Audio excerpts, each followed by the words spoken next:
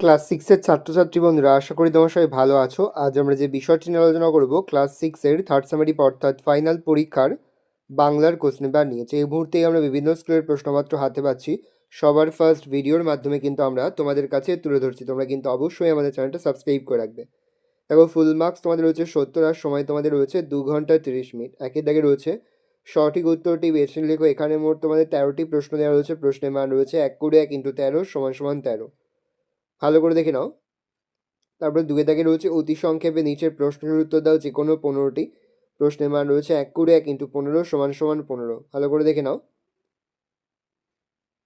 তারপর রয়েছে তোমাদের 3 দাগে নিচের প্রশ্নগুলির সংক্ষিপ্ত যে কোনো 5টি, 6টি রয়েছে 5টি করতে প্রশ্নের মান 2 করে।